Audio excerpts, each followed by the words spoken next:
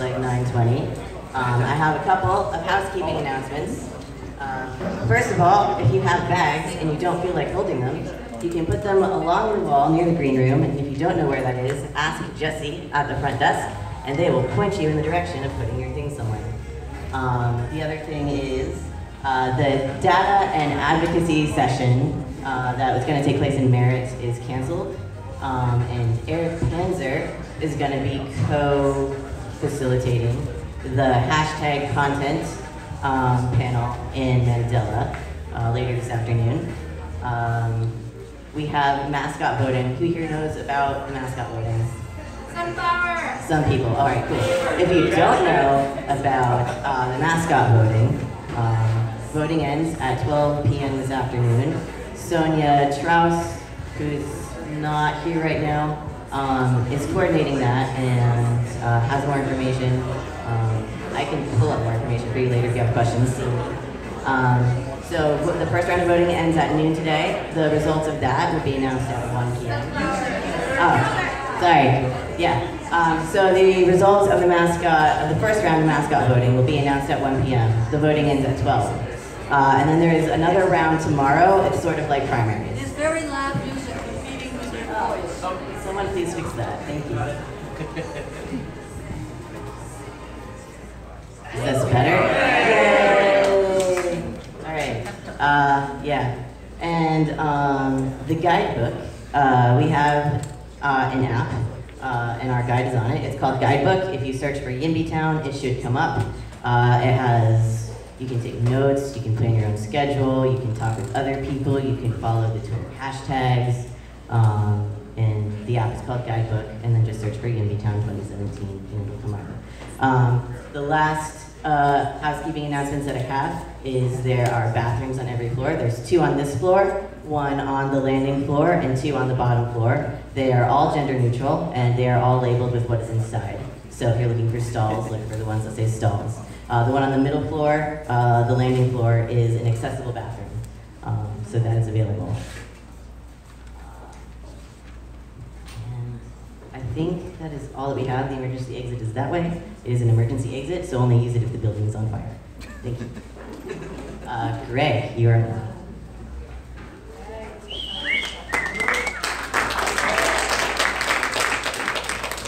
1 second. Good morning, everyone. Welcome to YIMBYtown. How is everyone doing this morning? Woo! Good, good. I was actually just commenting to some people about the setup of the room, and I'm kind of glad that you guys are split up because it makes me feel less nervous. If I had you all together, I'd be, ooh. So, as we just mentioned, I'm doing the morning address. So I'm so excited that everyone's here, and I'm really happy to welcome any of you who weren't here yesterday to Oakland. Beautiful Oakland, the beautiful Bay Area, the very beautiful and expensive Bay Area. So we wanted to have this conference here in Oakland because Oakland is a place that is going through a lot of change, and I think we're being very cognizant of what change means here. So although a lot of new stuff is going in, we're trying to be thoughtful about what that means to our city and how to protect the communities there. And part of that is kind of what I'm doing. So again, I'm Greg Magofña. I am one of the co-founders and the co-executive now of East Bay Forward. So East Bay Forward is the group throwing this conference for you guys right now. We're so happy to welcome you all.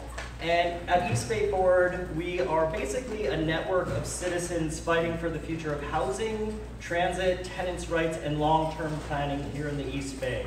We believe in more housing, more renter protections, better public transit, and better infrastructure. So I want to thank all of you guys for coming. And I especially want to thank the volunteers of East Bay Forward. So anyone you see with a pink shirt or the pink badge, there are volunteers, and if we could just give them a really big round of applause.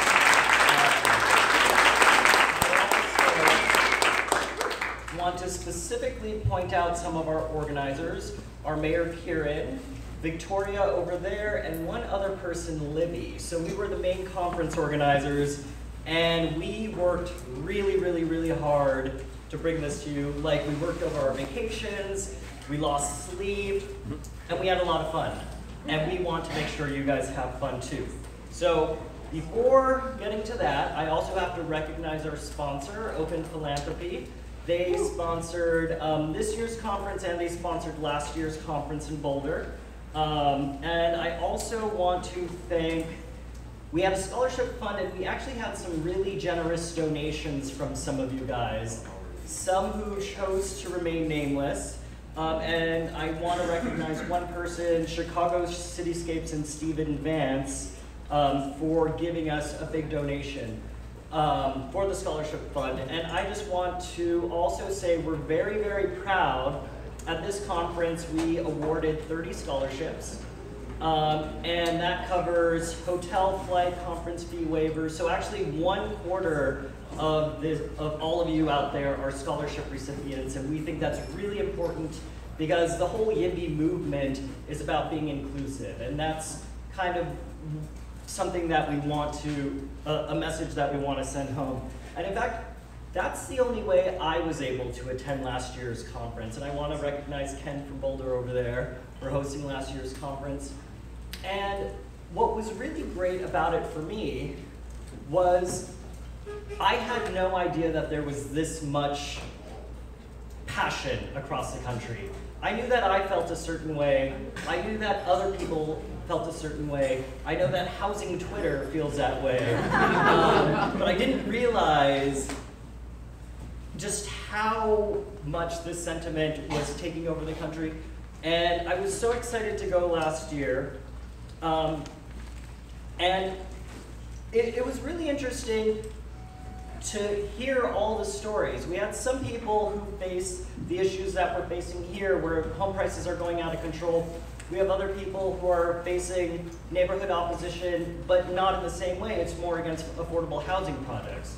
I was just chatting with someone who was talking about vacation rentals in their city. And I think the lessons that we take away are just, they're very useful for all of us. We all have different situations, but there are some themes. So I'm really proud to welcome you all. I just want to recognize, yesterday we kind of introduced ourselves, but today, at this conference here, we have a huge delegation from California and the Bay Area. So we have people from here, from San Francisco, Palo Alto, Silicon Valley, Santa Cruz, LA. We have a giant Massachusetts delegation. I think half of the Massachusetts population may be here right now. I don't know how that happened, but we're very excited. We also have people from DC, New York, Portland, Austin, Denver and Boulder, the Twin Cities, Seattle, Spokane, and Vancouver, Washington, and Canada. And we also have a friend from London. So I just want to remind everyone of the purpose of this conference. It's a gathering for grassroots community organizers, political leaders, educators, housing developers, and everyday people to come together to identify problems, create solutions, share resources on the issues that impact housing on the local, state, and national levels.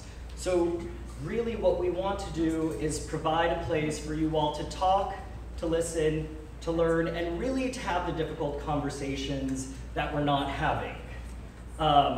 So in that vein, really quickly, I want to celebrate some of our successes. So a few people wrote to me about their successes, but YIMBYs are succeeding at coalition building in Massachusetts and DC. They've connected building to climate change in Washington. They're becoming a bigger part of the input process in Austin. They're honestly talking about and addressing housing justice in DC. They're mobilizing people in Massachusetts and otherwise, and they're dealing with parking minimums in Portland. And I know they're very excited about that. We're all excited. So now let's talk a little bit more about why we're here. And we're here because we're here to say yes in our backyards. And the question is really, why are we saying yes? Why is there such a big group of people saying no? And a lot of it comes down to kind of the fear of the unknown. And in my conversations with people, what I'm finding is not that they think of new development as new neighbors and new enriching community members and new artists and new friends. They think of it as a big, nameless building. It's inhuman, it's very scary. So because of that, we were inspired by what Seattle and the Holla folks did around housing stories and really humanizing it. And we saw a little bit about that with Houston yesterday with the Say Yes campaign. So super cool, you guys should look it up if you weren't here yesterday. So I would like to, for all of you guys, to imagine what your housing story is. So what East Bay Board has been doing is we've been going around to different community events. We have a whiteboard and we ask people what their housing stories are. So let's start with some of them. So our first, I should have switched to that. So our first housing story is, if you can't see it, I will read it for you. It is really expensive. And for some people, they would actually say that it's expensive as so I want to tell you a little bit about my housing story.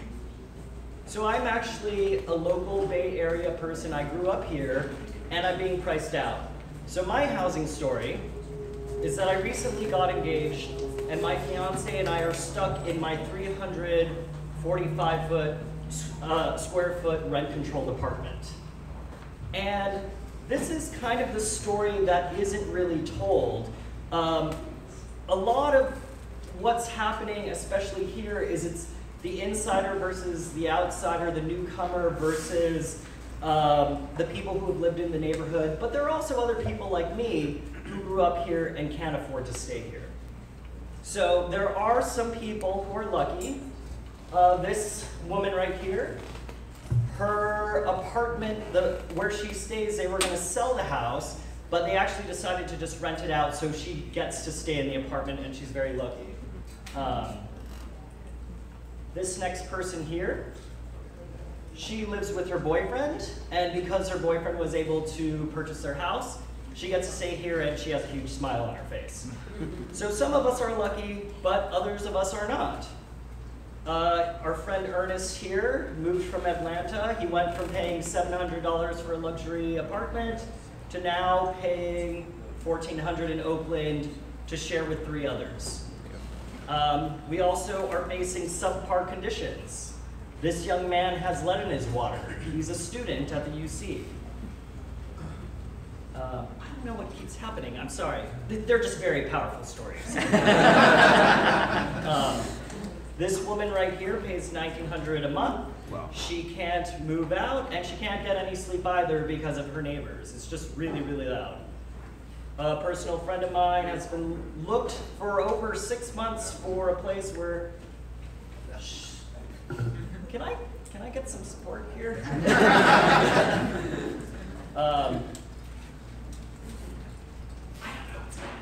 Yeah, he does. Just do this.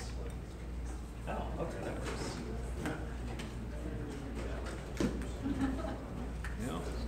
So these, it's worth the wait. Wait. Ah, yeah. Oh, yeah.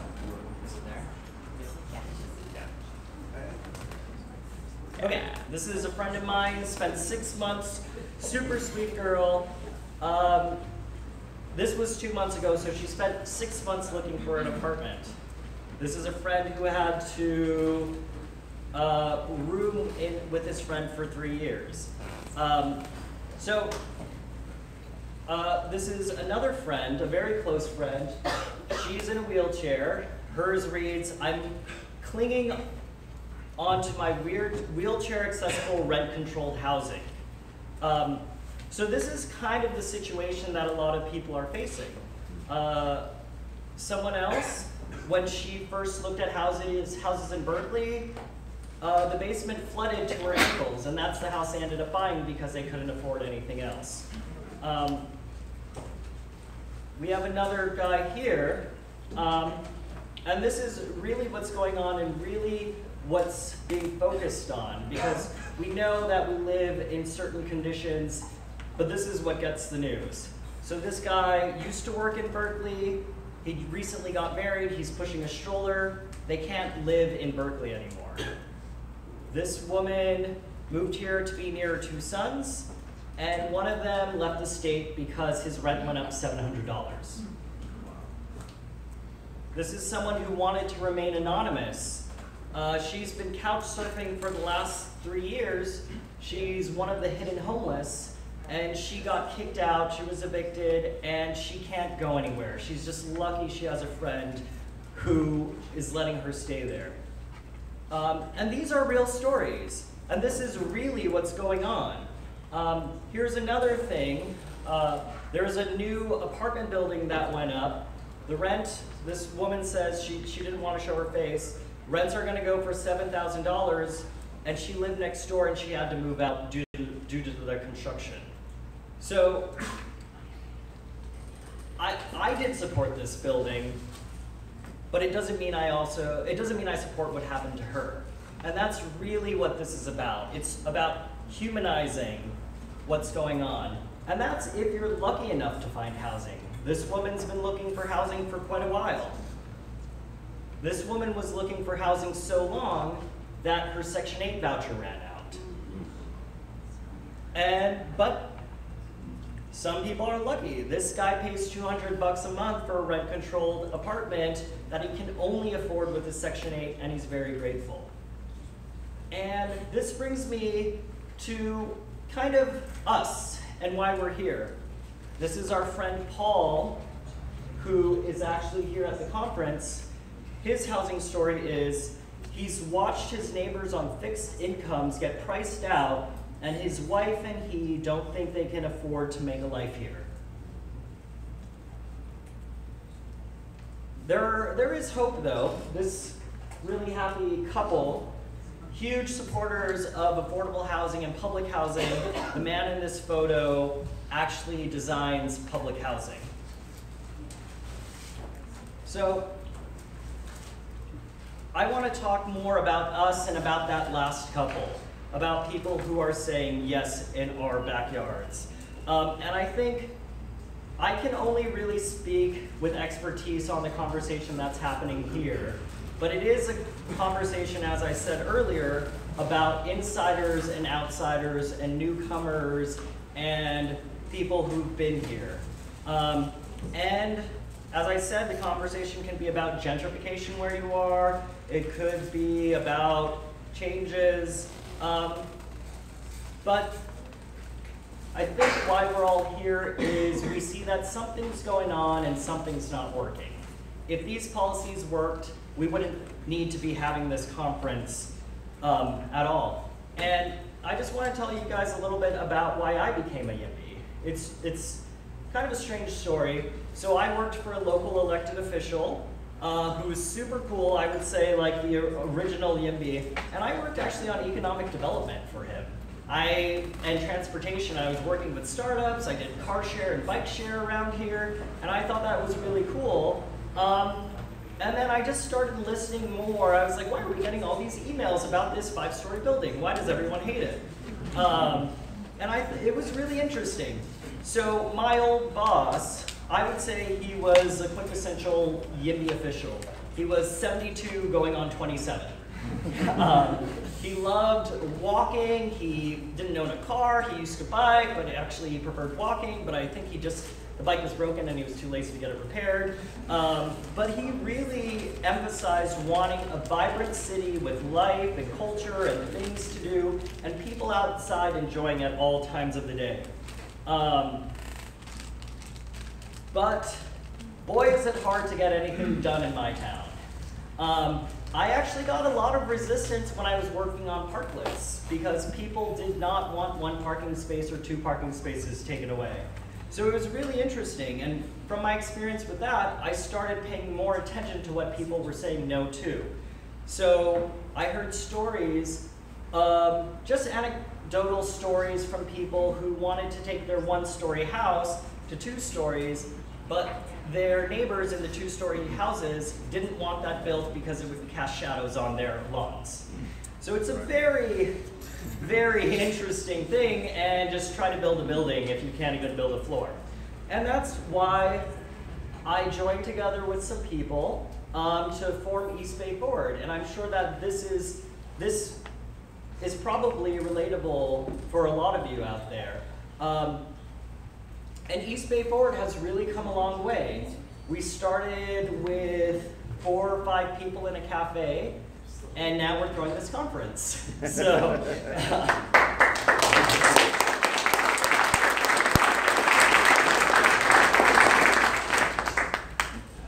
and I think one thing that I want to emphasize is that the narrative is very, very binary where we are here today. It's very much either us or them. In the Bay Area, you are either a conservative, which is a national super progressive, or you are an extra super progressive. And East Bay Forward doesn't fit that binary. We support new housing, and we support market rate housing. We also support affordable housing. We also want to house the homeless, and we don't want that to get caught up in bureaucracy. We support rent control and eviction protections. Now, would we in a perfect world? I don't know. We're in the Bay Area. It's not a perfect world, and ideally we wouldn't have to have these protections. We support inclusionary housing fees, which developers hate. We also support union labor. And at the same time, we support prefab units. So I don't know if you guys are dealing with prefab is cheaper, but you don't get local union labor. So it's all confusing. I don't know what to do. But the point is, really thinking about this and really being nuanced. And I think that's a big lesson we've learned. I think we are really looking at something that I think a lot of Americans have forgotten, and really a sense of civic duty and civic responsibility and looking out for others. So it's interesting.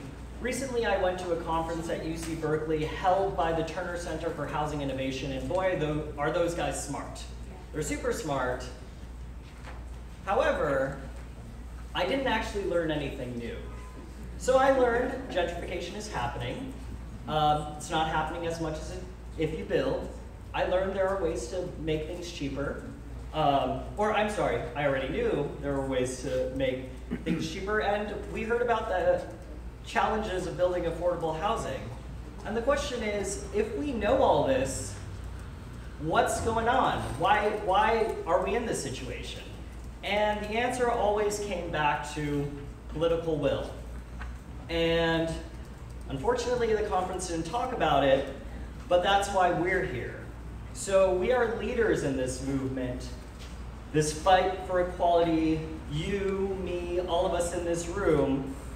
And it's interesting, I've had a lot of meetings with people who are very excited about the YIMBY movement, and they call it the new progressive movement.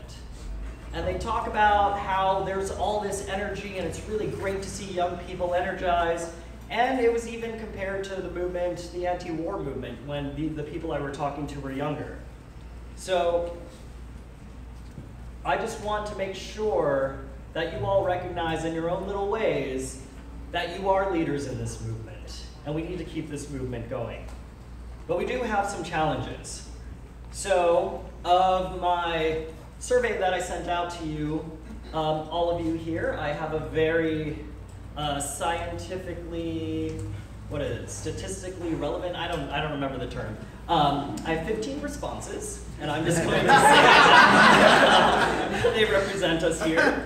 And I asked about challenges, and the challenges all came back to what can be called in political speak entrenched special interests. So some of you may call them NIMBYs, other people will call them neighbors, I don't know. So what the survey showed over and over is that there's a small yet organized and loud contingent of people who want to preserve neighborhood character. They're worried about parking, they're worried about shadows, and they don't want developers to make profits. So guess what? They're right.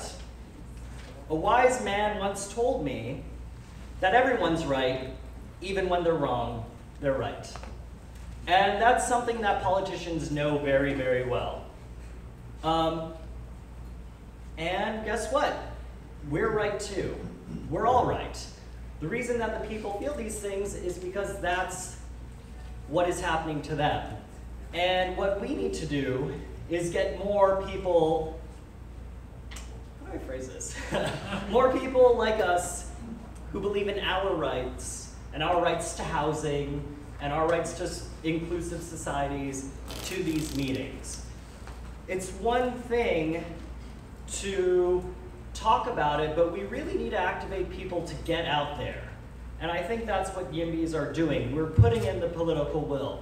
It's one thing to sit on Twitter. Twitter's great. It starts the conversation. It's anonymous. You can, you know, make obscure 18th century Marxist references that I won't understand, and maybe I'll look up, but probably not. But it's really about what these people are feeling, and politicians know that.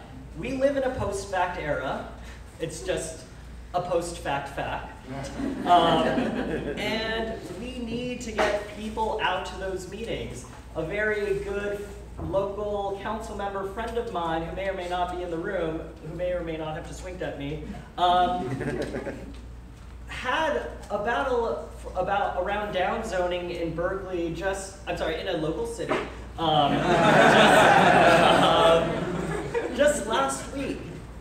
And this council member got studies and got experts to write in letters from universities and letters from housing centers, all the data showing that this would be bad, and all of these people who are experts said it would be bad. But that doesn't matter. We weren't able to get people into the room every single meeting. The first time we got people in there, but you know what? We're all busy. So I'm running out of time. And I guess since I'm gonna cut it down short, I want to emphasize to you guys is the importance of local politics, and I think you know it.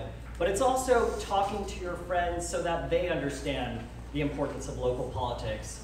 We obviously had high voter turnout for this election, and national politics affects us, a lot more people with the ACA, but the national politics don't exactly fix our potholes, or affect our parking, or affect whether we walk or drive to our nearest corner store or grocery store. So I really would like you guys to reflect on what activism means in the digital era, and how we turn our Twitter followers into our friends at the council meetings. And I think a lot of you have been really good at building coalitions and working across divides, and I think that's something that we're actually here to learn. We're here to hear from each other. And really quickly, I'm almost done. My very scientific survey also asked about hopes.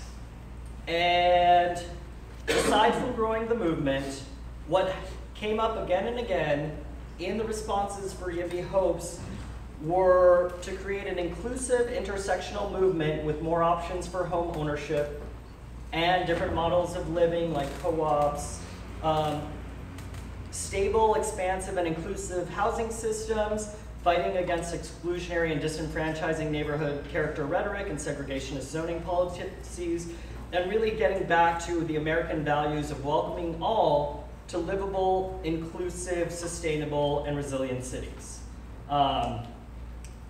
We also had one person who wanted to defund subsidies for parking.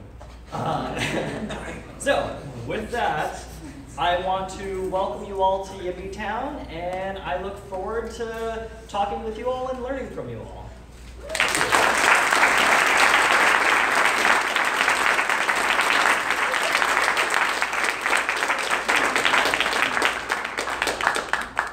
Okay, and with that, I call up our actual keynote, Laura.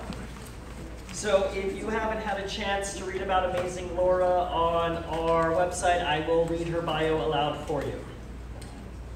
So Laura Lowe? Yeah.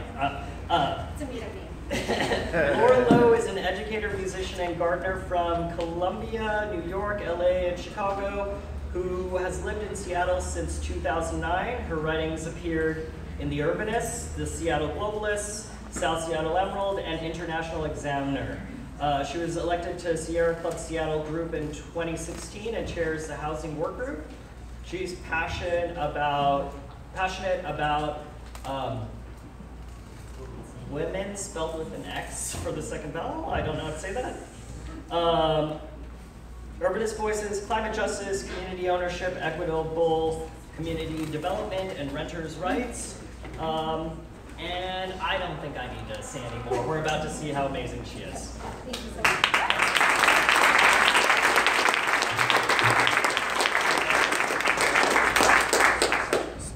Hi, everybody. Hello. I'm going to try to move this a little bit. So I am going to talk for about the next 35 minutes about my story, how I came to YIMBY in a very unique way.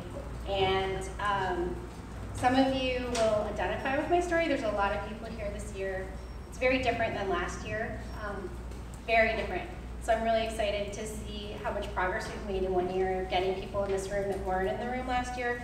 But we have a lot, we can always keep improving that. So that's kind of a theme. I use the hashtag Share the Cities. I was trained to be a teacher that leads with questions. My name's Laura Lowe. I live in Seattle, Washington. I have a background fighting for food justice, immigrant rights, environmental justice. That's my background. So I was asked to speak on intersectional urbanism. And I first want to think about what land we're on. We're on stolen Ohlone land. And today, in preparation for today, I researched about the Ohlone people and how they maintain self-determination and resilience in the face of colonization. And I want everyone to go back home and learn about the land that they're on, and learn about the people whose land it is, and learn about how it was stolen. I think that's the first place that we need to start if we're going to be land use educators, is to educate ourselves about that land. So what is intersectional organizing? A lot of you know what that is, but some of you may not, and that's totally fine. I didn't know what intersectionality was not that long ago. So intersectionality comes from Kimberly Crenshaw's essay, 1989 essay, Demarginalizing the Intersection of Race and Sex, a Black Feminist Critique of Anti-Discrimination Doctrine, Feminist Theory, and Anti-Racist Politics. So we're talking about something that has a really important history as well. So again, knowing the history of the words you're using. So intersectional organizing, to me, it means, it's about me. I look inside myself first, again. How do my visible and invisible identities, and how do your visible and invisible identities impact the way that you organize? So I'm a renter in Seattle with class privilege, skin color privilege, and education privilege. I don't experience discrimination based on the color of my skin. I never have. I don't have to live each day struggling with housing insecurity. I've never experienced houselessness. I was raised in an intergenerational Spanish-speaking household. My grandparents came from Cuba to the US in the late 1930s. And I'm adopted too. I was born in Bogota, Colombia, and became a citizen when I was 5 years old. So those are a few of my identities. And in the last few weeks, I asked a lot of people in Seattle if they thought I was intersectional in my organizing. And a lot of people told me, you embody it. So why should you use an intersectional organizing framework when you do your work? So I'm kind of like, this is like my intersectional organizing sales pitch. Many of you will nod your heads when I say that urbanism is too white in general, too male, and we need to make space for the voices of women and voices from communities of color to be centered in the Yes and My Backyard movement. But we need to go deeper. Who defines urbanism? What is the impact of policies that have been shaped by privileged systems and privileged perspectives? And who does the current system work for, and who's it working against?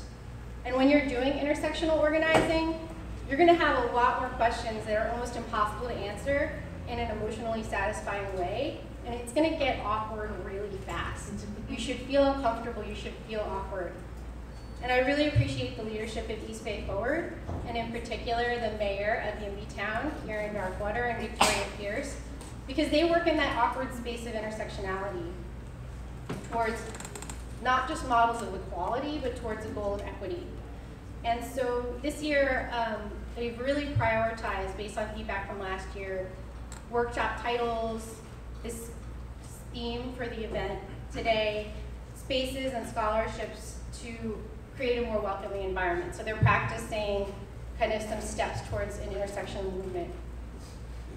So I'm going to talk about my unlikely path to YIMBY, whose voices we need, why we need more voices, why I use YIOMY, not YIMBY, how I do my elevator pitch at parties, tips for success, a kind of like goodie bag of takeaways for things that we can do right away, and then question and answer at the end. So I was a slow growth campaign manager. And some of you know. And not just a slow growth campaign manager, like the slowest growth person out of 50 people running for our newly districted offices. So it wasn't just like any old slow growth campaign manager, it's probably the most one. And I was kind of NIMBY curious myself. I was really excited about this candidate because he ran the Northeast District Council meetings in my neighborhood, and he ran like the best meeting. Like I would go to all these meetings, and his meetings were the best. And he was really sweet, and we became friends, and I was the editor of a local newsletter. And he wanted to run for office, and he kept asking me, and I was like, you think that bike lanes are gonna hurt small businesses, and I just don't think that's true. And you think that we need to go even slower, but I don't know, that doesn't really make quite sense to me, I'm not sure. But you really like historic preservation, and my parents have both studied art history, and historic preservation is an awesome thing that I want to make sure that we do. And you're always talking about how we need to have access to government and more voices involved in the conversation, and I've fought for that my whole life. So we kind of have shared values. And he ended up asking me 6 times to be his campaign manager, and I finally said yes. So I really didn't know what I was getting into, and we knocked on 15,000 doors in Northeast Seattle, voters' doors, and I knocked on 5,000 voters' doors in Northeast Seattle. And through those 6 months, I heard stories of why people were objecting to the growth, and the more and more and more doors I knocked on, the more I got troubled to hear the reasons why people didn't want changes in their neighborhood. They were worried about their street, the few blocks they walked with their kids to school, or the path that it took them in their car to go to their grocery store. And they weren't thinking beyond that. They weren't thinking citywide growth or regional growth. They weren't thinking about welcoming new people. They weren't thinking collectively. It was extremely individualistic thinking, and their fears about new housing seemed to be rooted completely in fear. And I heard racist things, xenophobic things, anti-gay things. I heard all sorts of things, and I was just like, whoa, like, what's going on, Seattle? I thought you were progressive. I guess you're not progressive.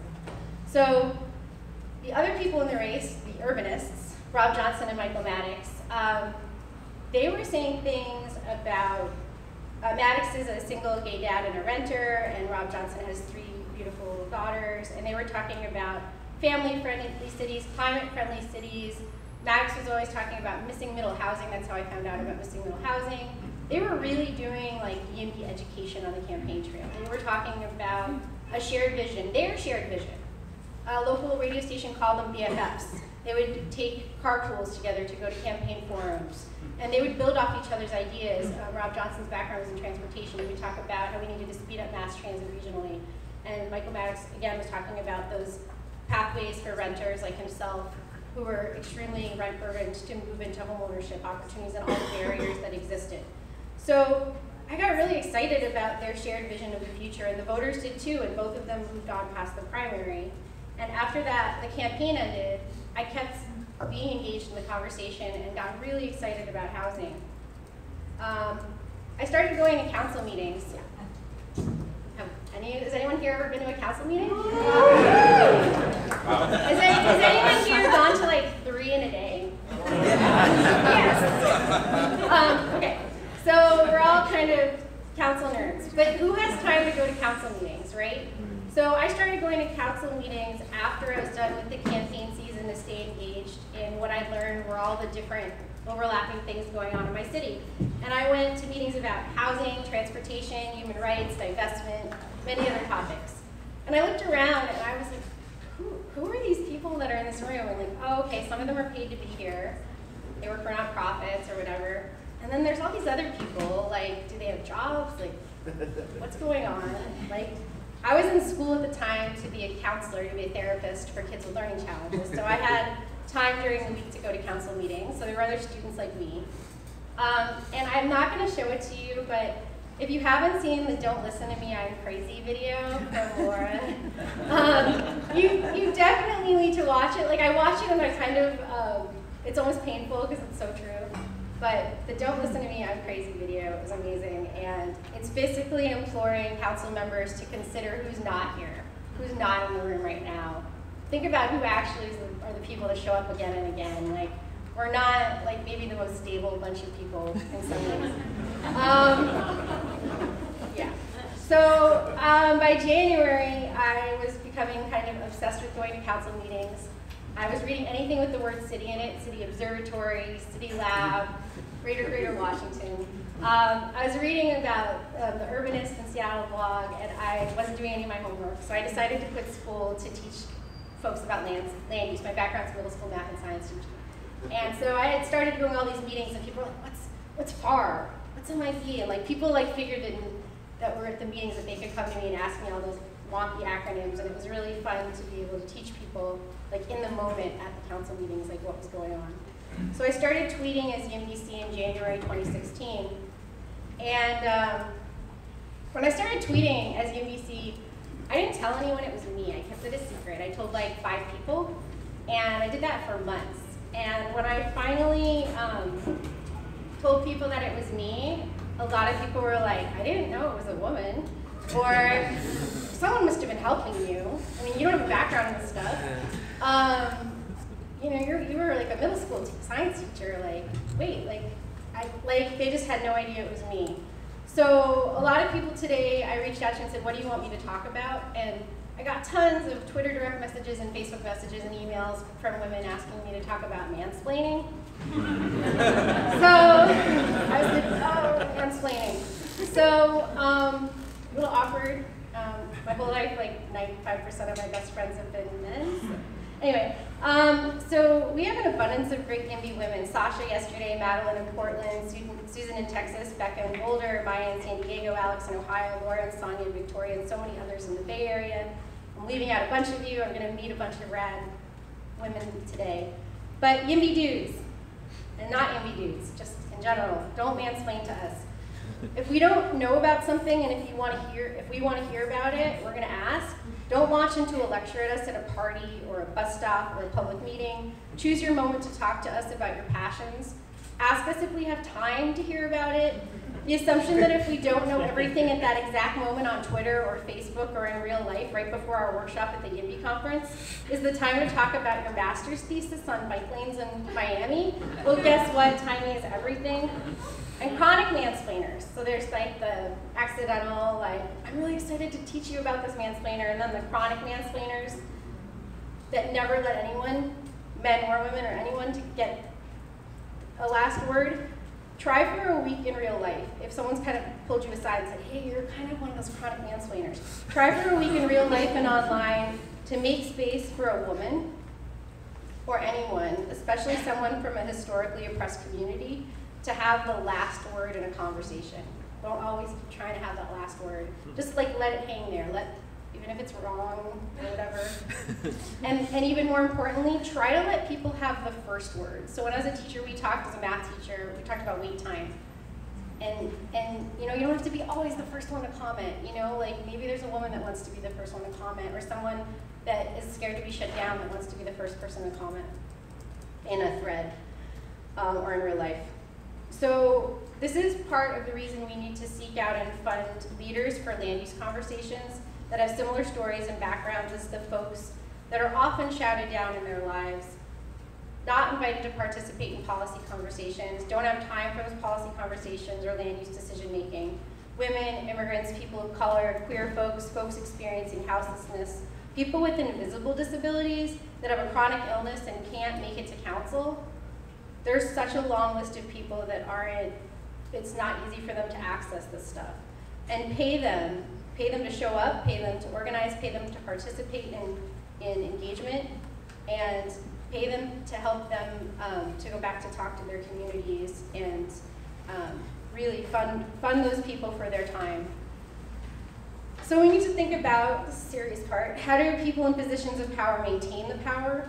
How do their words and actions continue to perpetuate inequities? I was thinking of a good example is that in King County in Washington State, we still have women making 76 cents to the dollar that a man makes.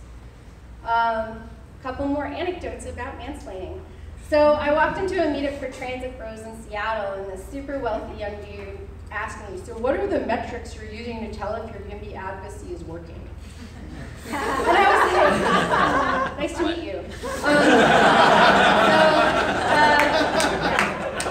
Never met before. First thing he said. So I felt really unprepared to answer that question, and I'm one of those people that I'm not gonna like get defensive and look like that's, I just didn't say anything. And I really wanted to just leave the event. I was like, this is not a place that I want to be right now. Also recently, a wealthy older homeowner dude, a leader in the 43rd Legislative District in Seattle, sent an email to the environmental portion of their mailing list, referring to me as the worst urbanist propagandist in Seattle. And I've already struggled with being a lifelong Green Party member and joining the Dems for Bernie and then leaving or staying or whatever. And stuff like that just makes me want to spend my time somewhere else. So microaggressions are when you experience something over and over and over again, and you're just like, I'm over it. I'm not going to be part of this. So I would love to be involved in all sorts of the transit community in Seattle and the Democrats. But if I'm made to feel unwelcome, there's other ways that I'm going to spend my time. So we need to think about that. We need to look at how people are forming their opinions about housing policy.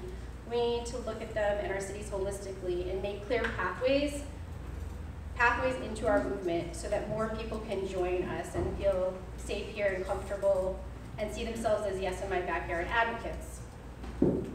So, alliances and messengers. My friend Alex from Housing Now Seattle and I had a fundraiser in my backyard.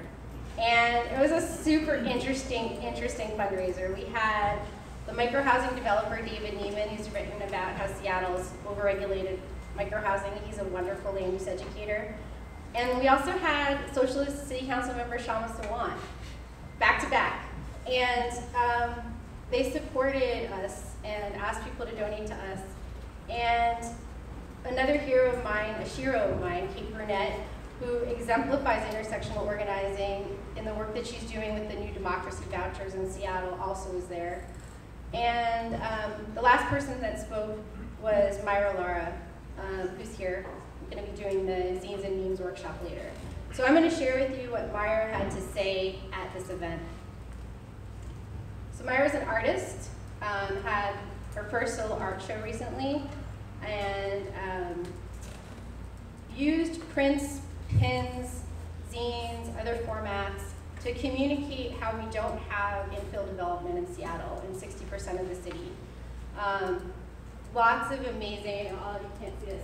So there's the little legalize it for the duplex. And then over here is explaining how only 11% of the land in Seattle is really developable for multifamily housing. So land use education through art, really important. Her show was really creatively titled, Not Even Barely Legal, Desperately Creative Infill Development. It was packed. It was a packed event. It was really exciting. And there was people there, I had no idea. I feel like I know everyone in Seattle. And I didn't know most of the people in that room. And I think that says a lot about the kind of communities that Myra can reach into that I can't. So Myra is someone I think exemplifies the kind of messengers and messages that we need. And she spoke at the event, and she's given me permission to share her words from a few weeks ago. So the next words were her words that she said at this event. Though I studied architecture, my path towards being an urbanist was through urban sociology, which looks into the social structure of peoples and how that is spatially and structurally expressed. Once I saw the connection between race, urban space, and opportunity, I couldn't look away. Just in 1 week in Seattle, and this was like in the last month, we had a super offensive, very racist puppet in our Solstice Parade, an article about Laurelhurst wealthy families proclaiming Black Lives Matter wasn't appropriate for their elementary school children to be taught, and we had the unjust murder of Charlene Lyles. And this was all in the background of a London tower burning down because high-income tastes were given priority over people's safety. And all of the background noise feeds into how one group or another group contextualizes housing policies like mandatory housing affordability. I want to remind you of 2 things. What's visible speaks louder than theories and ideals, and that learning is listening. We know our ideals. We want affordable housing for everyone. We don't know what these ideals mean to other groups, what shapes they take, where they happen, how they happen. A high-rise to some can mean luxury, views, security, and a high-rise for others can mean isolation, a trap, or reversion. And many are still hurting from the ills of affordable housing efforts long past. So what do we know what's true? There's not enough housing, but also communities of color are leaving the city and they don't want to. And that's what's visible. That's what garners mistrust and further isolation. And Myra's mom would always say to her, and I apologize, I'm going to sound like George Bush speaking Spanish right now. No hagas cosas buenas que parezcan malas. I hope I got that right. Don't do good things that look like bad things. Don't do good things that look like bad things. Perceptions speak multitudes. So how do our current housing policies look like to communities of color? We say we are doing good. Everyone here says we are doing good. If all one sees is just white wealth enjoying the beauty of a city, how can we say we are growing equitably?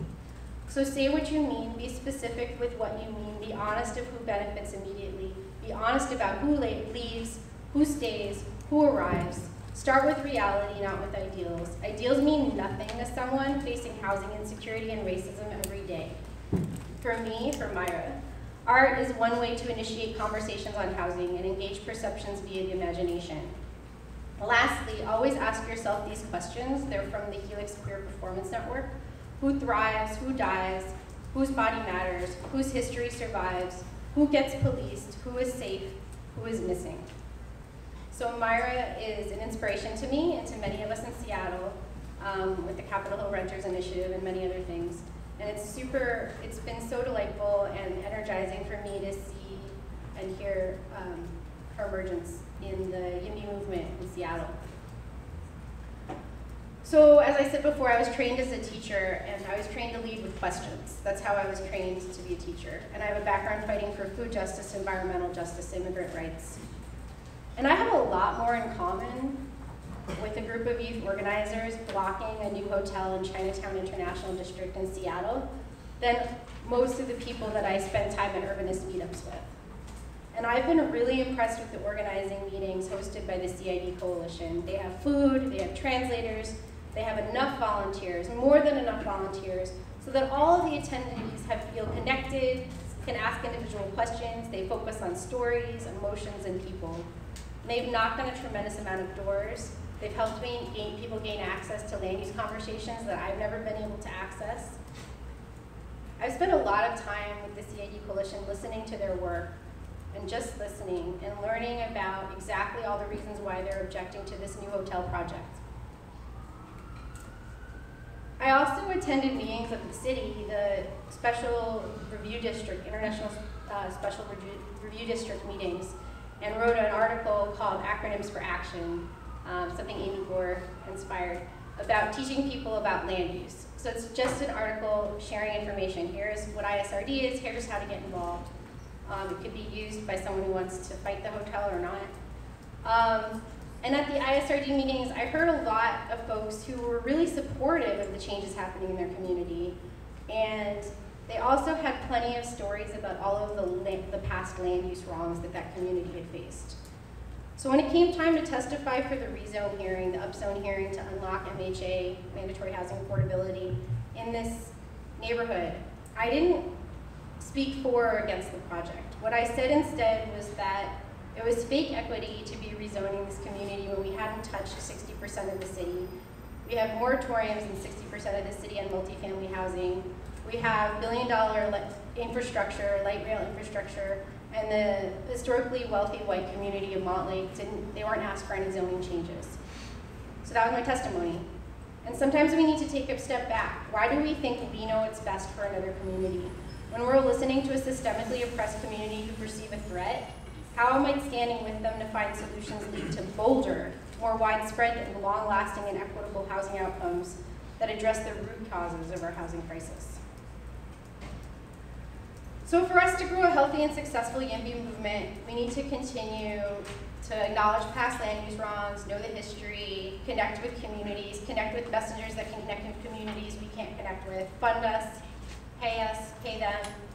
And I use the hashtag Share the Cities in Seattle to talk about housing, but we need to share our space better. And again, like I said at the beginning, like if we took a picture of last year's room and we took a picture of this year's room side by side, we're getting there. Like we're making progress, but there's still more we can do. So now I'm going to talk about why I use YIOMY. So I use YIOMY, not YIMBY. And I use YIOMY for a lot of reasons. It's hard to pronounce, and people don't know what it means. It doesn't sound like NIMBY. I don't like to define myself about what I'm fighting against. I like to talk about what I'm fighting for. So YIMBY, automatically people are like, you just hate NIMBYs, you're just fighting NIMBYs. And it's like YIOMY, it's like, well, what's that? And it makes people have all these questions. And so I'm already getting them to like dig into like, what are we saying yes to? And I'm like, oh, O stands for community ownership. It stands for collective thinking. It stands for our and all of us together. And we might have to make some sacrifices in some communities. And we might have to think about other people besides the path to the grocery store, having ugly buildings or whatever it is you're objecting to, or parking spaces or whatever. So YIOMY gets outside of the mindset of that I'm just anti-NIMBYs, because I'm not anti-NIMBYs, which you'll hear about in a minute. And if I'm at a party, I don't tell people I do YIMBY or YIOMY. I say I'm a citizen journalist, or I say I'm a housing activist, and I tweet as YIMBYC. And then I kind of like get to the YIOMY part, and I lead. It allows me to have control over where the conversation goes, but the other person is asking the questions. I'm not explaining or mansplaining or lady-splaining or whatever. So the pitch. So I get to the pitch eventually, my like elevator pitch. You all have an elevator pitch, right, for your activism? I hope you do. You should develop an elevator pitch for your housing activism, like as if you were running on that platform. So my pitch. You know, it would be super great if we could have public housing dollars, and it would be super great if we could have community ownership models, and we could give loans to tenants to buy their naturally affordable buildings, and we really need limited equity co-ops, and we really need all sorts of really exciting solutions. But 500 people are coming to Seattle every week. 500 people are coming every week. And zoning sucks. Zoning super sucks. And design review is like the worst. And people aren't getting their electrical boxes. You don't even know how bad it is. You've got to come with me to these design review meetings and see these folks blocking ridiculous things for ridiculous reasons. And we need all those things. We need community ownership. We need limited equity co-ops. We need creative solutions. Have you heard about Vienna? And I don't know why I say that. But we need to also connect the fact that the reason we have so many people that are houseless is we don't have housing. And so I think that I always bring that up, is that in Seattle, most of the people I know believe that there's economic root causes of why people are experiencing houselessness. But they don't think about the fact that there's not enough housing to house people necessarily as the root cause. So connecting not enough housing to people not having housing, you have to make that connection explicit. So sometimes I'm presenting myself as a reluctant YIMBY. And that doesn't mean I don't think that YIMBY's awesome and the YIMBY movement's awesome and we don't need it. I just think that the biggest challenge I face is that people think that if I say YIMBY and they can kind of feel that I'm trying to get them to be a YIMBY, that they think that means that they have to be a free market urbanist. And that's my biggest challenge in Seattle is, I mean, at my area-wide caucus for Bernie, it was 96 for Bernie and 4 for Hillary. So, yeah. So my particular flavor of urbanism, it's not settled. It's like a bunch of ice cream scoops on top of each other. I hate the word NIMBY. I hate it so much. I save it for folks that oppose safe consumption sites, promote needless homeless sweeps, or harass people living in their vehicles. Those are the NIMBYs that I call NIMBYs. I have, my mom is NIMBY-ish. She's changing over time. So, you know, that's my own preference. So I am going to ask everyone, this is a little like engagement part. So I keep talking about the room. So like everyone kind of look around who's in the room. And like, see who's here. Think about your assumptions. Think about how you're being perceived by others. Think about your power, how you show up in spaces, how you might be being perceived by like all sorts of things. And always do that. Always think when you're in a room, like, you know, you're kind of judging other people, but think about how you're being judged by not just what you say, but kind of some invisible assumptions that people might make. And think about how we can improve that this room is more reflective of the communities that we're from, or that we're not from, but that we want to make sure are part of this conversation. So we need to listen to the very specific reasons why people are objecting to new housing. I wrote about how to talk to your NIMBY parents, and it was really interesting, the reactions to that, mostly positive. There's this awkwardness with intersectionality, and part of the awkwardness is listening and having an openness that you might be like wrong about a lot of stuff. And that gives cover to the other person to also be in that space where maybe some of their thinking isn't exactly right either. But there's a vulnerability that you need when you're doing intersectional organizing.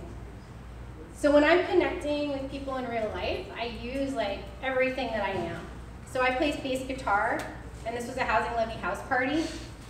And the guy who's singing, he was the guy that was running for city council with Rob Johnson. So that's Michael Maddox. We ended up being in a band together.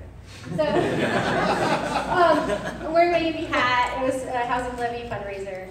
But, you know, that was super fun. It brought people to the event that probably didn't really know anything about housing policy. I was a middle school math and science teacher. If I'm talking to a teacher or parent, I really talk about how youth voices have impacted me. I was elected to Sierra Club in winter 2016, and if I'm talking to one of those urban tree fanatic people, you know, I don't know if you have them, urban tree canopy people, I mentioned Sierra Club right away. Like, just to be like, I have a degree in plant biology, I love trees. Sierra Club, we protect trees, yes.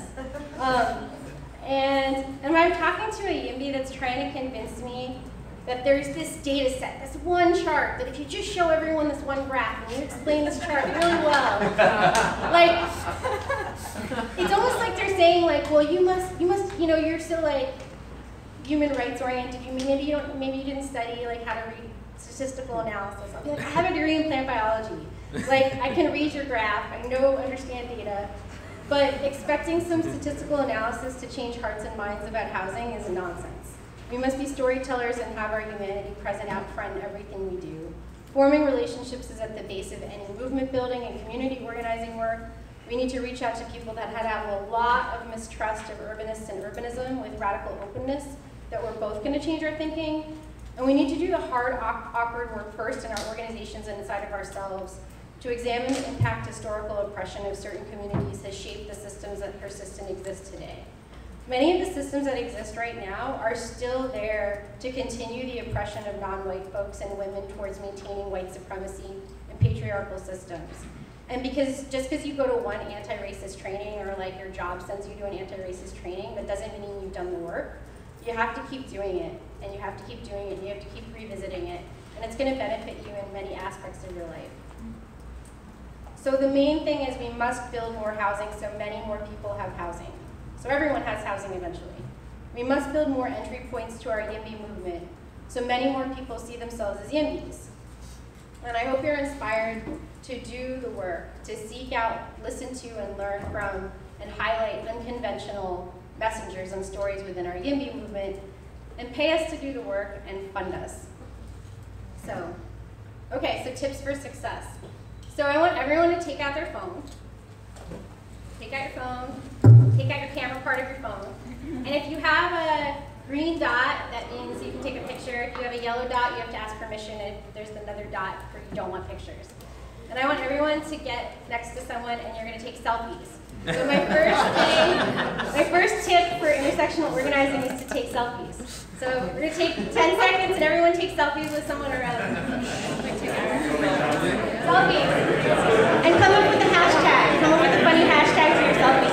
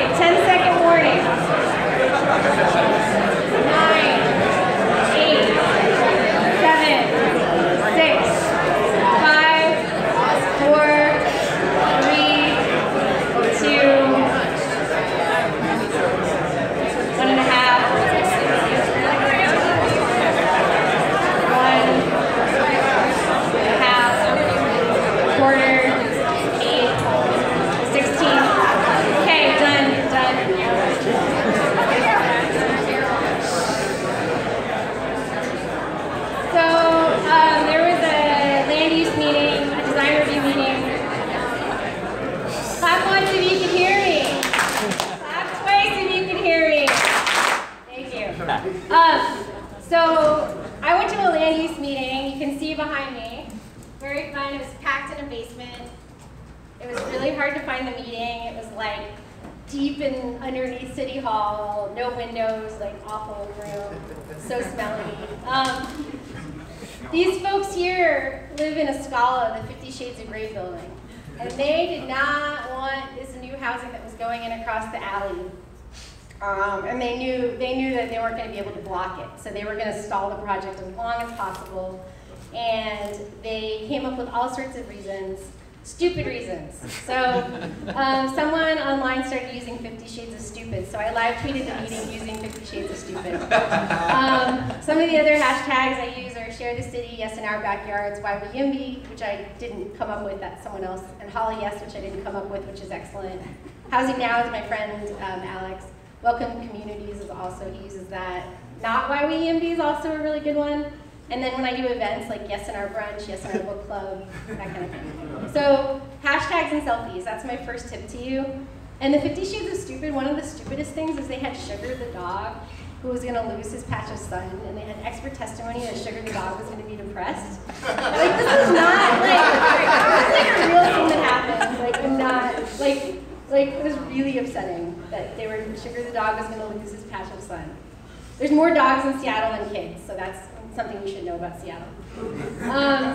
The next tip is to power map. So I could do like a whole workshop, maybe, I don't think I'm gonna, but a whole workshop on power maps. This picture with Shama Sawant over here, I was like, she's like, we need to get you more comfortable to a raised fist. To do, like, this is Socialist City Council member Shama Sawant over here. And so when you do your power map, don't just do it inside your organization. Like, call some of your friends that are maybe, I have some friends that are maybe not so YIMBY. I have them that look at my power map. You don't know all the ways that power looks. None of us do. Power looks different to all of us. It impacts us differently. That's part of intersectionality. So power map could be like, this is kind of a power map if I ask people in Seattle to come up with all the organizations that they think of as YIMBY. This is just a tiny fraction of the YIMBY organizations we have in Seattle. We have like hundreds of YIMBY organizations. It's an abundance of YIMBY, too much YIMBY sometimes. There's a lot of power in YIMBY in Seattle, which can be really intimidating to people about it. And Seattle for Everyone, The Urbanist, and Seattle Subway, and Sightline, and I could go on and on. But there's different kinds of power, and when our power map, we need to consider all the ways that power shows up. So the Duwamish tribe is the land that we stand on in Seattle, and we need to be really conscious of that. So listen differently. So my next story is kind of, where's my listen differently story? I mean, you can think of when listen differently is, oh, it's that CID thing that I talked about. So when I showed up to the CID meetings, I listened differently than maybe when I show up to a meeting in Northeast Seattle. And I listened to these folks here, there was translators, and then the other picture is a group of security officers that were contracted by Amazon that weren't being allowed to pray.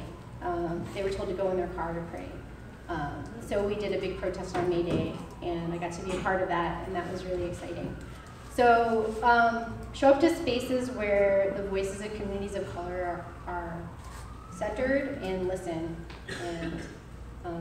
to what they need, and if there's a way for you to help. And sometimes you can't help, and it's not your job to help people, and they see a way for you to help, that's great. And if you're invited back, keep showing up. So keep showing up, keep showing up, keep showing up, and always send the same person. If you're like the director or something, don't like send different people every time. Send the same person because you're trying to build relationships. So it's not like, oh, I'm just trying to get my message in that community or at council. Like, it's like, oh wow, Laura always shows up, or whatever. Or in Seattle, there's the Seattle freeze. So one of the ways to thaw the Seattle freeze is you keep showing up, and they're like, oh, I guess I have to go figure out why she keeps showing up. It's like, you know, so yeah, you can thaw the Seattle freeze. Keep showing up online. I had, 650,000 impressions over 60 days on Twitter. If I don't tweet for a few days, people are like, what's going on? Like, what are you working on? Like, is there some secret thing you're working on? Like, why aren't you tweeting? So be consistent and keep showing up. So Neighbors for More Neighbors. We'll get a lot of shout outs this weekend from a lot of us. They are so funny, so funny. So this is the avocados. And some of you know the story about avocado toast being the reason millennials can't have housing. Not the reason. Avocado toast is delicious. But yeah, so the avocados was an excellent way to get people to talk to your friends about zoning. And the Talk to Your Friends About Zoning campaign, there's some posters outside you can buy and stuff. Please support Neighbors for More Neighbors. They're out of Minnesota. So be funny in your work. Hire people that are funny, pay people that are funny, pay educators, pay people that were trained to teach. And so be relentless. So be relentless is different than showing up. To me, be relentless means iterative organizing, where you're always going back to the same people. Like, I sometimes meet someone in my calendar, and I'll set in my calendar 2 months from now to check back in on them, and so I don't forget. And maybe that first meeting there wasn't a match, and we couldn't really help each other, but eventually, maybe, hopefully, we can. So keep meeting with people, meet with openness and kindness. I always say to people, is there an article you want me to write? Is there something you need me to tweet? Do you have a fundraiser coming up you want me to promote? What can I do for you? And then eventually, over time, if you keep going back, you keep showing up, you keep being relentless, you find ways to help each other. Even if you didn't think you agreed on anything at the beginning, when you're just like, oh, that was a terrible meeting. Old fashioned paper thank you notes. Please send paper thank you notes. So I sent all my council members the Neighbors for More Neighbors Valentines. Roses are red, rumors are cool, I'm rezoning my heart, since missing middle is you. Neighbors for More Neighbors, right? So all the council members in Seattle, they get call names from morning to night. They get death threats, especially the female council members. They get, the things that are said on the phone to their legislative aides, horrifying, could never even repeat in public the things that get said to them. So here they are getting this ridiculous Valentine's Day card from me, and they hang it up. And the next time they see me, they're like, oh, it's so great to look at your card at the end of my long day and just be like, okay, well, there's just one person that likes me in the city. And I sent it to the council members that I don't like, so. Sorry, I don't like some of you. But I found a way to say something nice in the card, thank you for that bike lane or whatever. So be relentless, disarm people, be funny, check out on areas of mutual self-interest. I wanted to talk about an example of success with all of this. So kind of a successful, I don't have my HALA slide. Okay, so HALA is the Housing Affordability and Livability Agenda, and how many people were at YIMBY last year? So last year, Sarah Maxana talked about HALA, and we're going to hear more about it this year from Sightline. But the housing affordability and livability agenda is 65 policy recommendations to address the Seattle's housing crisis. And it's super comprehensive, but the piece that's kind of gotten pulled out as like highlighted is the inclusionary zoning, which is now the mandatory MHA program. And in order to unlock the MHA percentages and get the affordable housing money, we have to do upzones. So we're doing neighborhood by neighborhood upzones. So one of the successes that me and the organizer that's paid to do the work, Erin from Seattle for Everyone, we had 100 people come to a meeting, a night meeting in the U District in favor of the upzone. 100 people, we ran out of like our paddles. And that's an example of, we had labor in support, we had environmental groups in support, we had tenants' rights groups that had questions but didn't stand in opposition. We had, not getting someone to stand in opposition is a win. And so please fund organizers. Because Erin's paid to do that work, I don't have to think about it. And I get to do all this other cool stuff, and I get to go beyond HALA and think what's next and start building bridges for an initiative. I want to do an initiative called 4 Floors and Corner Stores to rezone the single family zones. So I can start working on 4 floors and corner stores. So pay people to do like the kind of grind work, and then you'll have other activists that step up that aren't paid. I wasn't paid for the first 18 months, and now I'm doing Patreon, because Sonia Strauss, like last time I was down here, she's like, do a Patreon. I'm like, oh, okay. And I have 37 supporters. I get about $800 a month from that. So my last tip is to write articles. You have no idea how weird these articles can go out and get retweeted and spread to weird communities, and you get into spaces that you wouldn't expect. The How to Talk to Your NIMBY Parents and the Acronyms for Action, ISRD, are just 2 examples. But try to be funny and be educational. And maybe if you have a really strong opinion on Twitter and Facebook, you don't have to put all of that into like an article. You could be more presenting both sides and more measured in your approach in your articles. The last thing, I think it's the last thing. Yeah, self-care. So this is another like good website, planninglove.org. So this is my heart is zoned exclusively for you, which we could like talk about how it's kind of a weird message. This is a different, this might be a different community that's using this message. But so self-care, I know I'm in the way for some people. So self-care can mean a lot of things. For me, self-care is having people with me. I'm not going alone to these meetings. I've stopped going alone to meetings where I know people there are going to be there to attack me. The anger has come up often in the work that I do. It's made me scared for my safety, a lot. And I posted in YIMBYtown, there's a Google group for YIMBYtown, and I posted asking for stories of other people that had felt threatened. And we all started sharing our stories of all the times we felt threatened and how our partners and our loved ones are impacted by the work that we do. So we've had a lot of verbal assaults at public meetings, and there was one event, and Ethan Phelps-Goodman, who's here from Seattle Tech for Housing, literally had to step in between me and someone that looked like they were about to attack me. This work we do, this YIMBY organizing, is really intense. Many people here have a story of a stranger from a meeting following them to their bus stop, confronting them in a grocery store, sending awful, awful messages like that you don't even want to read over social media. And when we do the work in this community, people feel threatened that we're taking something away from them. And guess what? As a socialist, I do want to take something away from them. I want to take from wealthy corporations.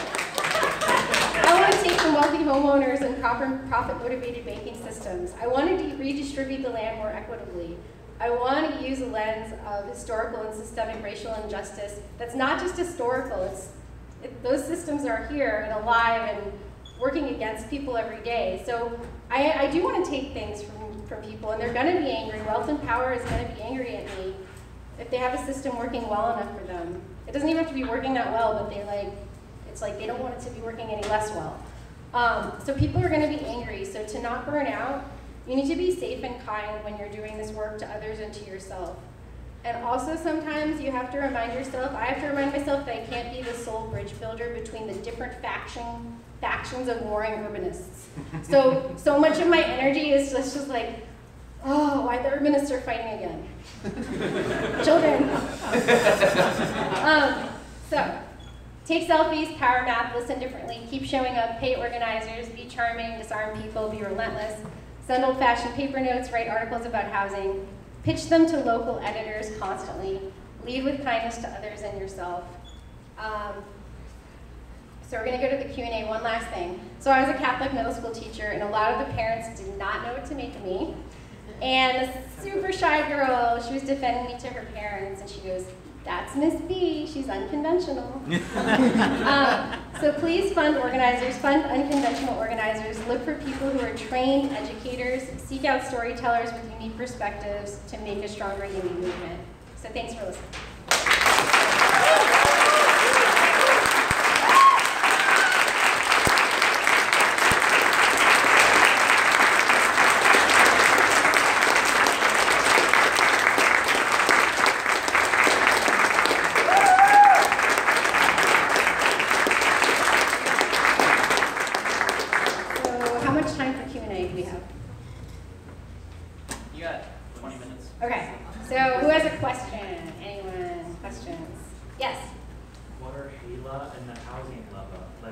Okay, so the housing levy was $290 million, and it was historic to pass a levy that big on property taxes. I'm not an expert on it, I just played a punk rock show to support it. But the housing levy it was an example of, again, those coalitions that were formed over the 20 months when they were planning HALA, the Housing Affordability and Livability Agenda, which is 65 policy recommendations to get to a more affordable, equitable Seattle. The housing levy was one of those 65 recommendations in HALA, and it was one of the first things. And so this coalition formed called Seattle for Everyone that was for-profit developers, non-profit developers, environmental groups. Puget Sound Sage was involved. They're a South Seattle-focused, human rights and justice-focused environmental justice group. We had a whole coalition. Labor was involved, and that having things for that group to come together on over the course as we're passing these upzones and as we're doing these pieces of HALA has been really critical. We've passed a bunch of renter protections, move-in fee reforms in Seattle. And so the housing levy was just another great example. The vote ended up being over 70% of Seattle approved it. And this is like we don't have sales tax in Washington, so the fact that voters who are like feeling pretty property tax burdened are still willing to pass it at 70% was really exciting. And this is my opinion. I'm sure there's other people that have a different opinion in this room on the housing levy. There's like 10 people from Seattle, so I would talk to them too. Any other questions? I don't know. Oh. Yeah. I'm sorry. This is actually an announcement. Sorry. Yeah, it's okay. More questions. So the first primary for the official mascot. Right after this, you can come over to like this area and vote. Or I bought these this morning. This is the mascot guidebook. It's a little subversive, like, please pick the sunflower. And then also during lunch, I'll come around. So if you don't Sunflower. if you didn't already see the list of them, if you go to @SFYIMBY on Twitter, it's the pinned tweet, or ask a friend, or if you know, then tell other people. Also, you guys should be campaigning for the thing you want. Sunflower. The description of sunflower is amazing. I didn't know I was like all avocado, like as our mascot, and then I read whoever wrote the sunflower one, and I was like, oh, that's so brilliant. Well, I had a question that I wish somebody would ask about Sierra Club and why is Sierra Club so YIMBY in Seattle? Why is it? I'd asked someone too, and they didn't raise their hand and ask it. My plant over there. Okay, Amy, ask your question. Actually, this is like it's different. Self-serving too. I have a comment, and then I'm going to ask her a Okay. question. I just wanted to Laura breezed over this a little bit, but when you're talking about your successes, and she mentioned the 100 people that came out to the meeting, and I just want to say I was clerking that meeting on behalf of like City Council. And it was a meeting to upzone an area from, in some places, 85 to 320 feet in terms of height. And you can imagine what that kind of meeting looks like. And 85 to 320 feet. Yeah, and it was like, I think in general the sense was like 60% for, 40% against. And if you've ever been to a land use meeting, to have 60% of people coming out for an upzone is just unbelievable. I've never seen anything like it. Ethan Phelps-Goodman's here. He did a lot of work on that too, so it was such a victory I can't even imagine. Anyway, so my question for you is, one of the coalition partners that we're really lucky to have in Seattle is the Sierra Club. There are a lot of people in Seattle who are like, I'm progressive, I'm an environmentalist, but they don't get the land use connection. So having the cover of the Sierra Club is super huge. How did you accomplish that? So, thank you. So, there's going to be an article that's going to come out in like October in the Sierra magazine nationally about green infill development. And Sierra Club's offices are here in Oakland. So the people that work in the office are really aware of conversations around green infill development. You can even go back to the 90s and there was papers written internally that you can read in Sierra Club about green infill development. So I would use the Sierra Club to talk to the Sierra Club. So go back to your Sierra Clubs and talk to them about infill development. Talk to them about why it's important. We're really lucky in Washington State we have the Growth Management Act, which is really strong boundaries and targets around growth regionally. And that helps us. There's that shared ethic of like, we do need to make urban density a priority to protect wild spaces and farmlands. And a lot of communities don't have that growth boundary. We saw it in Boulder too, that their strong growth boundary helped them have a really good YIMBY movement. So those things are connected. But I also want to say we have Mike O'Brien, who's a national board member. He's a council member in Seattle. He's a national board member for Sierra Club. We have Mike McGinn, who was an environmental lawyer, and he was in charge of Sierra Club, and then he became mayor. So Seattle has had this long history of YIMBY. Mike McGinn made YIMBY t-shirts back in 2010.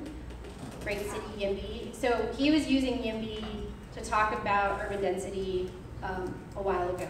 So we've been really lucky in Seattle, but I do think that there's going to be an article in October or so about green infill development in Sierra Magazine that will go to everybody's household. And you could use that with your Sierra Clubs to say like, hey, time to make this a part of your conversations. So, yeah. Anyone else? I think the work, especially of getting an institution like the Sierra Club to come on board with some of this YIMBY stuff is really awesome.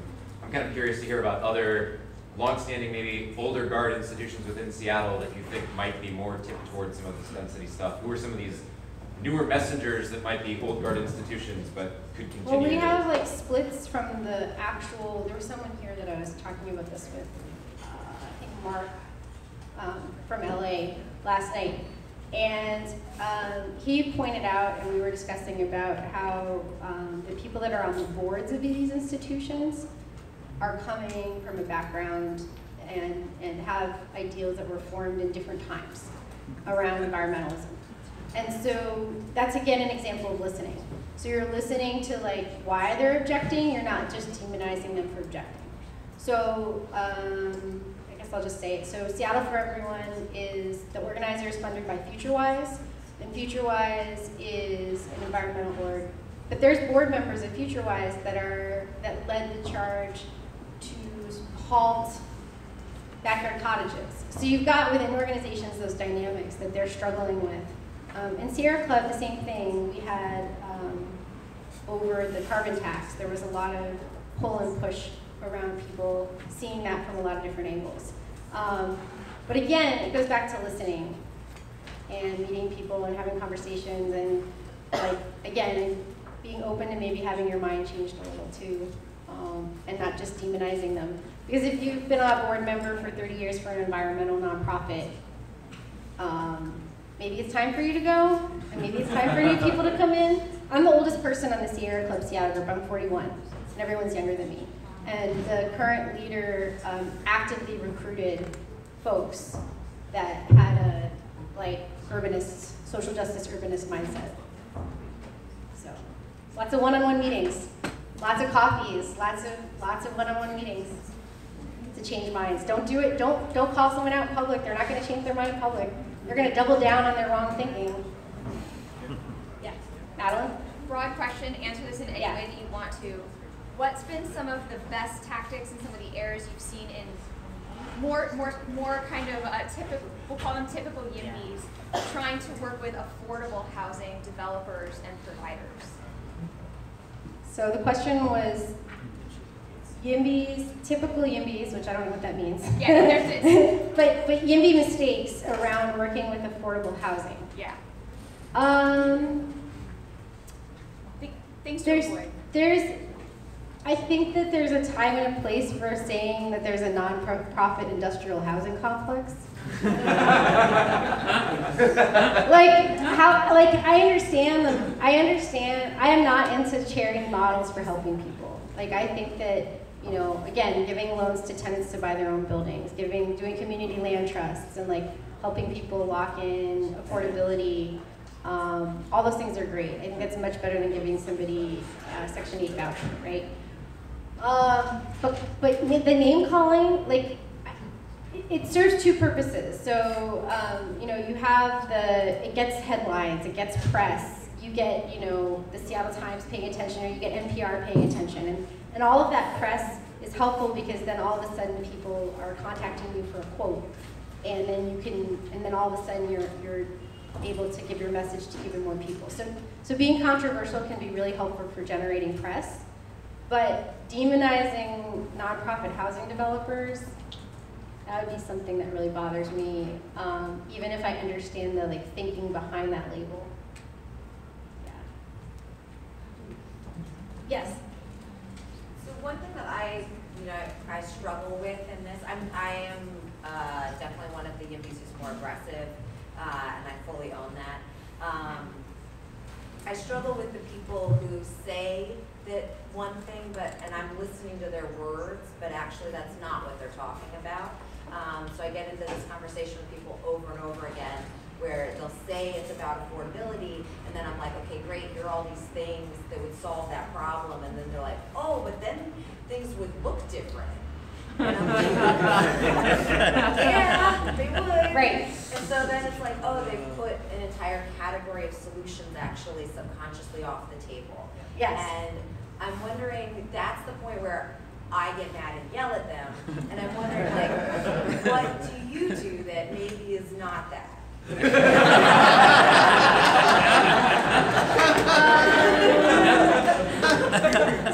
So in Seattle we have the Urbanist blog. It's a land use blog that has a diversity of opinions about the best way to YIMBY. And there's people that are more the voices that call people in on their hypocrisy. And then there's voices that are more well, I can see why you'd say that, but, or, the more slower approach. So I do think you do need some of the loud, strident, setting the edge voices. And then I get to come in and be the nice one. So there's a role for that, but at the same time, who are we doing that to is my biggest struggle in Seattle right now. Are we doing it to the people that are taking phone calls every day from tenants that are crying and stuck in abusive relationships and don't want to move out of their housing because they're going to be living in their car and they're asking for help or relocation assistance? Do we want to demonize those folks that are on the front lines of the impacts of a housing crisis? Or is it someone who's in a $3 million home in Laurelhurst? Who are we yelling at? Is it worth yelling at someone that's, it's the idea of every Marvel comic book and every movie, the developer's always the bad guy.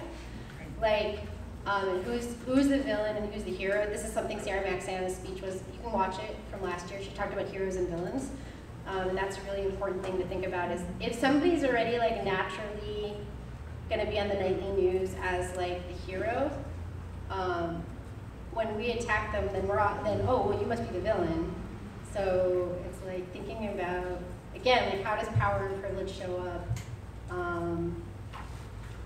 Sometimes we're not going to be able to turn somebody into the villain, and then we're the villain. We've turned ourselves into the villain in the story. Yes? This may seem a little off Yeah. the beam, but as I was coming here and walking, there was a stencil on the ground that said, "Queers hate YIMBYs." Yes. And I thought to myself, that's weird and funny. I took a picture of it. And I said, is that something that's all over the country, or all over Oakland, or all over the Bay Area? Is this a group of people that are getting involved in understanding or in hating what YIMBYs so-called are doing? I think it's a personal thing in this interacting particular with area. some other persons. What? That's not my experience in Seattle. Seattle, like, I would say at least half of the urbanists were queer, like at least half of us. And like our mayor right now is super YIMBY, and How do you explain? What does this mean? I think that I think there's a local conversation happening, and people are. I always talk about like proxy battles. It's like we're not gonna like I consider myself a socialist, and by taxing developers, we're not gonna necessarily get to socialism. Like it's like you have to like which battle are you fighting? And so I think that that's a battle that's being fought like 6 ways down, 6 degrees of separation away from it. Yeah. Yeah, unfortunately, I know all about it. Yeah. Okay. We'll all address it after you. I'm being told that I can't take any more questions, or one more? One more. Okay. Yes, Jesse. All right, Laura, I want to ask you a question. I want to get back to the topic of mansplaining. Yeah. I know. Mansplaining. Yeah. Well, I mean, I remember, you and I didn't want to talk about it today. No, I think it's great. I think it's important for those of us who are men or have the sometimes do mansplaining. We need to talk about it. You and I had an experience. I remember what we were talking about online, where I thought it was just being very helpful about whatever the topic was, and you said, "Way to mansplain that to me." And I, as someone who I don't actually. No, it was great because I don't generally think of myself as someone who does mansplain. Was this last year when I met you? What's that? Was this last year or this year? No, this is online. Oh, okay. Sometime last year. But it really made me think. So the question is, how do those of us with the propensity to become mansplainers, to be mansplainers, how do we know that we're doing it? And for those people who maybe get mansplained too, but aren't as straightforward as you can be. Okay, I have an analogy. Yeah. So there's this video you should all watch called, if you Google racist spinach in your teeth, and it's this amazing, amazing video of how you call people in on being racist. And it's the same thing with mansplaining. If you make a culture in your friend circle, in your world, that when I call you a mansplainer, it doesn't mean I don't love you and I don't think you're amazing and I don't value your opinion. And it's the same thing, we're all part of racist institutions and systemic racism, and we all have the propensity to say and perpetuate and do racist things. So how do you create a culture in your work environment, in your family, or whatever, to be like, hey, that was hella racist? Or, wow, you just totally mansplained to me, thanks, Jesse.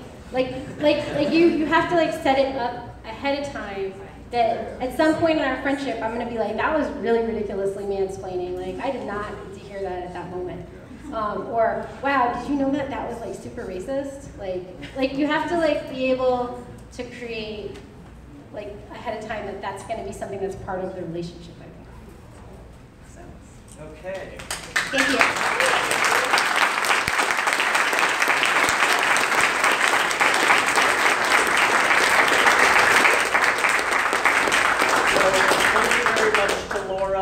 Thank you for everyone who's coming here. As you know, this is like a conference to unconference, so today we're really proud to have you all having sessions. So we have, if you haven't taken a look, actually I looked at it and I was like, oh, I do understand the building. So a very good map here. And we are going to spread, we have our organizers for the day right over there. Organizers, please raise your signs or your hands. And you can go with them to the different rooms. And just a reminder, tomorrow morning we're going to have the unconference planning. So if you're inspired by what you're hearing and you want to share your own experiences, think about pitching it tomorrow morning and talk to people that you might want to be on your panel today, tonight, to get them together for tomorrow. So, with that, welcome everyone, and we will be breaking up into the rooms. Okay, so international, oh, and please download guidebook if you haven't. Okay, international room. International downstairs, Hall of Musical Chairs with Alan Burdick. Okay, international. MacArthur is